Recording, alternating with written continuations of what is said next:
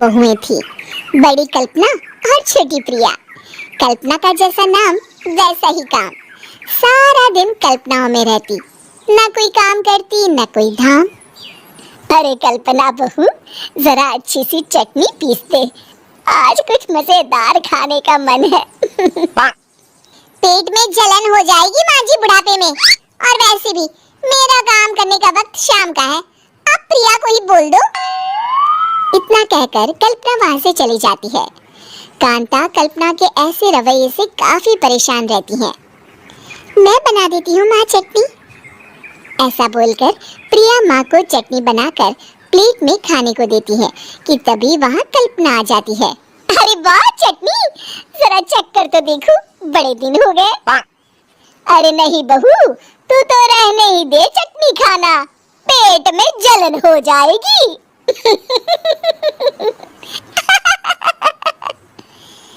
इतना कहकर कांता और प्रिया दोनों हंसने लगते हैं।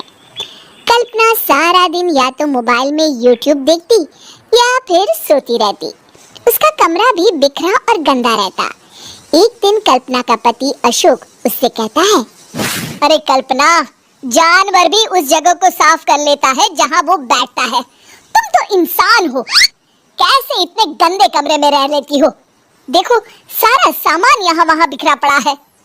ज्यादा अपनी माँ का बोल ना बोलो। हाँ, कमरा तुम्हारा भी तो है, गंदा लग रहा है तो साफ कर लो। पता नहीं तुम्हारे साथ मैं कैसे जिंदगी बिताऊंगा। इतना कहकर अशोक वहाँ से चला जाता है। कल्पना बस खाना खाने कमरे से बाहर आती और फिर से कमरे में चली जाती। इससे कांता बहन काफी परेशान रहती। एक दिन प्रिया कांता से कहती है, माँ, मैं सारा दिन काम करके थक जाती हूँ। आप कल्पना दीदी से कहिए ना कि सुबह और शाम का काम बांट ले। मैं तो अब सिर्फ एक वक्त का ही काम करूँगी। हाँ। अरे तू वो भी ना करना, एक बहू तो काम चोर थी, दूसरी भी आ गई काम ना करने के बहाने लेकर। तभी वहाँ प्रिया का पति रमेश आ जाता है। माँ, मैं देख रहा हूँ भाभी कोई काम नहीं करती, प्रिया सारा दिन घर और रसोई का काम करती है, अब कुछ करो ना माँ। कांता मन में कुछ सोचती है और कल्पना के पास जाती है। कल्पना फोन पर मेकअप करना देख रही होती है। कल्पना, तुम सारा दिन बस मोबाइल देखती हो, घर का कोई काम भी कर लिया करो। प्रिया सारा दिन काम करके थक जाती है। आज से मैंने फैसला किया है, एक वक्त का काम तुम करोगी, सुबह का खाना तुम बनाओगी और रात का प्रिया। आप लोगों ने काम को हवा बना रखा है। अरे पता नहीं थोड़ा सा ज्यादा काम करने में आप लोग घबरा क्यों जाते हैं। और हाँ, बहुत ज्यादा प्रिया की तारीफ मत करिए मेरे सामने, बड़ी बहू तो मैं ही रहूंगी। मैं कुछ नहीं जानती, कल सुबह मुझे वक्त से खाना चाहिए, रसोई में आ जाना, वरना कल से तुझे खाना नहीं मिलेगा। अगली सुबह कल्पना रसोई में नहीं आती है। वो देर से सोकर उठती है और बाहर आकर कहती है, अरे भूख लगी है, आज खाने में क्या है? इतनी देर हो गई, आज किसी ने मुझे उठाया भी नहीं, पता नहीं कहाँ है सब। कल्पना को घर में कोई नहीं दिखता। वो रसोई की तरफ जाती है जहाँ बड़ा सा ताला लगा होता है। अरे रसोई में ताला! ओह, मैं तो भूल ही गई थी। माँ ने आज से सुबह का खाना मुझे बनाने को कहा था। हे भगवान, इतने लोगों का खाना बनाना क्या आसान है? तभी घर के सारे सदस्य बाहर से वापस आते हैं।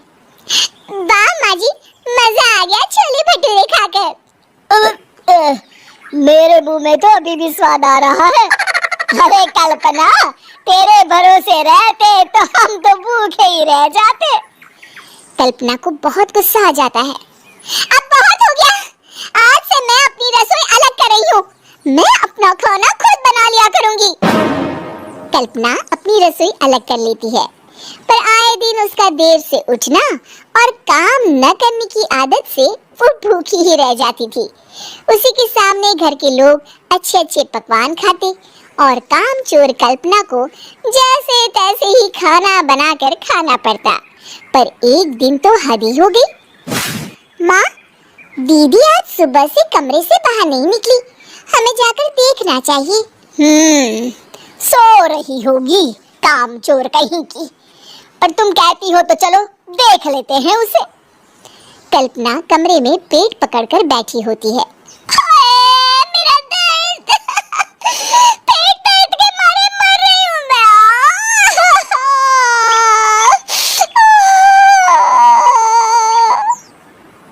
अरे दीदी क्या हुआ?